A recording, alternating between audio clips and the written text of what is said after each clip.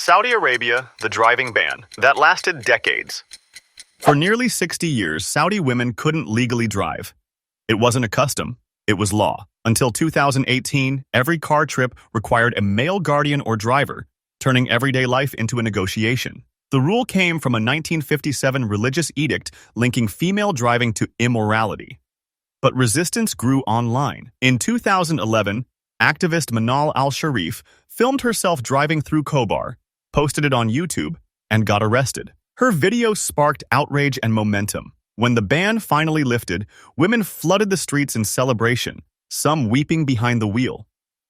The road became a symbol of power. Freedom, quite literally, started with a steering wheel. India, the Modesty police and jeans. Controversies. In some Indian villages, women can't wear jeans or use mobile phones, even today. Councils called Kap Panchayats enforce these honor rules, claiming Western clothes corrupt morals. One small town in Uttar Pradesh banned young women from carrying phones after dark in 2012. A few who resisted were harassed or even disowned by family. These rules trace back to patriarchal caste traditions meant to control visibility and behavior. But India's youth keeps fighting back. In 2021, college girls from Haryana made national news for protesting in denim, chanting, "My jeans, my right." Tradition met TikTok rebellion, and the debate still burns. Iran, the hair law and underground stylists. In Iran, women's hair isn't just fashion, it's politics. Since the 1979 Islamic Revolution, the law demands hijab in public. Violators face arrest, lashes, or fines. But a hidden beauty scene thrives underground. In Tehran's basements, stylists dye hair and fit wigs behind blackout curtains. In 2022, 22-year-old Mahsa Amini's death after improper hijab arrest triggered massive protests. Women burned scarves in city squares, defying fear itself. The government cracked down, yet the veil became a global symbol of resistance. Every uncovered strand now carries weight heavier than gold. Japan, the ban on women in sumo rings. In Japan, sumo wrestling is sacred, but women are banned from the ring. The rule comes from Shinto beliefs calling female presence impure.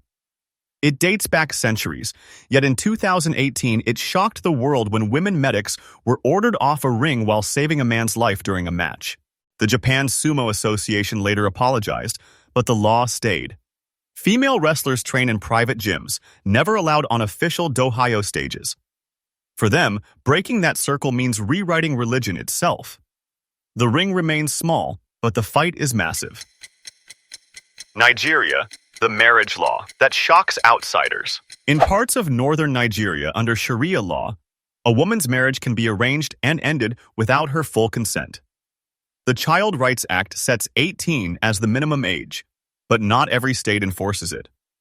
Stories like that of 13-year-old Wasila Tasiu, charged with killing her 35-year-old husband in 2014, exposed the country's divide between religion and rights.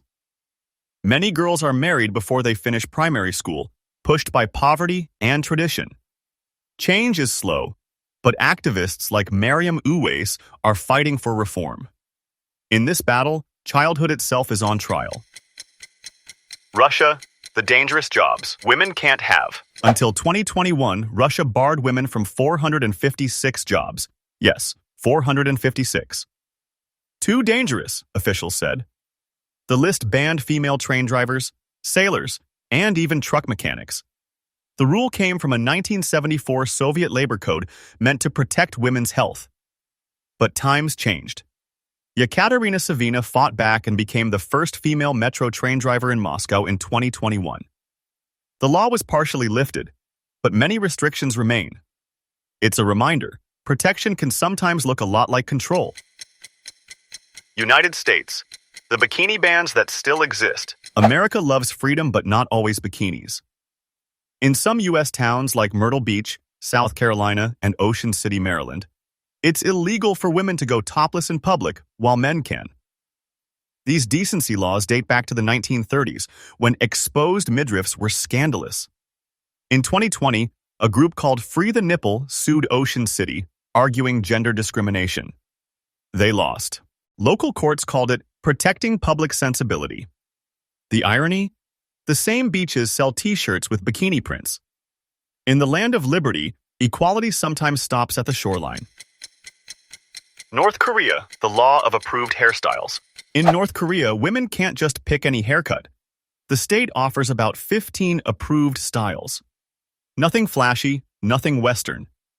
Dyeing your hair blonde or wearing jeans can trigger interrogation or forced labor. These rules reflect Kim Jong-un's anti-capitalist aesthetic policy, meant to enforce conformity. In 2015, a woman in Hamhung was reportedly detained for wearing ripped jeans seen as decadent. Even hair becomes propaganda, a tool for loyalty. In a country of control, identity starts and ends in the mirror. Uganda, the miniskirt, law that went too far. Uganda's 2014 Anti-Pornography Act sparked chaos. Officials said it banned indecent clothing, including miniskirts. Police took that literally. Women were harassed on the streets, dragged out of taxis, and beaten for short skirts. The law wasn't about pool, it was about power. Feminist lawyer Sylvia Tamale called it a war on women's autonomy. Protests spread, and the government later clarified the rule didn't cover clothing, but the damage was done. Fear stitched itself into fashion. Italy, the outdated law about adultery. Until 1981, Italian law treated adultery differently for men and women. A cheating wife could face up to a year in jail, while a husband's affair was fine unless scandalous. The rule came from fascist-era codes viewing women as family property. The final blow came when the Constitutional Court ruled it unconstitutional, but echoes of that mindset linger. Even today, court cases sometimes blame victims in crime of passion defenses. In Italy, the law changed, but culture still argues with itself. Myanmar, women and the forbidden religion, switch. In Myanmar, a 2015 law made it nearly impossible for Buddhist women to marry non-Buddhist men, called the Religious Conversion Law. It requires state approval before changing religion. It was pushed by nationalist monks claiming to protect Buddhist women. Critics called it Islamophobic and sexist. One woman from Mandalay waited over a year for permission to marry her Muslim fiancé, eventually fleeing to Thailand. The rule turned love into bureaucracy.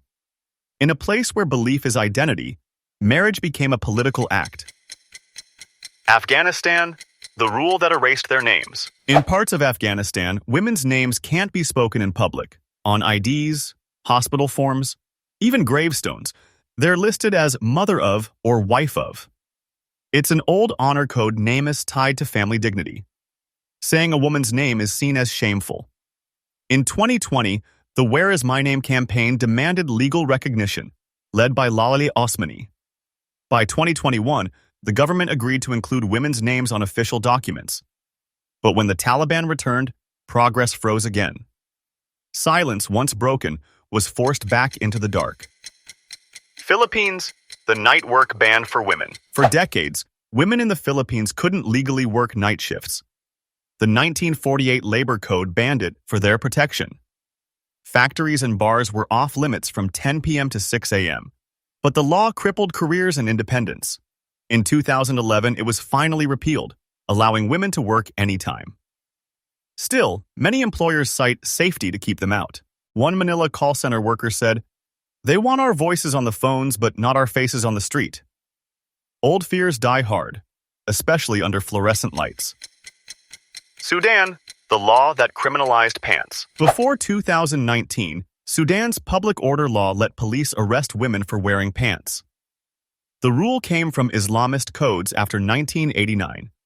In 2009, journalist Lubna Hussein was jailed for wearing trousers at a Khartoum restaurant. Her case drew global outrage. When the regime fell, protesters, many of them women, tore off headscarves in celebration. The law was repealed in 2019, but memories remain raw. Clothing became revolution. A fabric's freedom told a nation's story. China, the job ads that demand beauty. In China, job listings often say it outright. Female applicants must be attractive. Companies like Alibaba and Tencent were caught posting such ads in the 2000s. The idea comes from Myanmar, the concept of face and image. A 2018 Human Rights Watch report found 19% of government job ads had gender bias. In Beijing, one graduate was rejected after being told she lacked feminine charm. Laws exist against it, but enforcement is weak. For many, the resume starts with a selfie. France, the ban that lasted a century. Here's the twist. France, land of fashion, once banned women from wearing pants. The 1800 law required official permission for women to dress like men. Originally aimed at stopping female rebels during the revolution, it quietly stayed on the books until 2013. Police never enforced it, but symbolically, it lingered proof that even progressive nations carry strange ghosts. The repeal came with a shrug, but it marked an end to an era of coded control. Freedom sometimes hides in small print.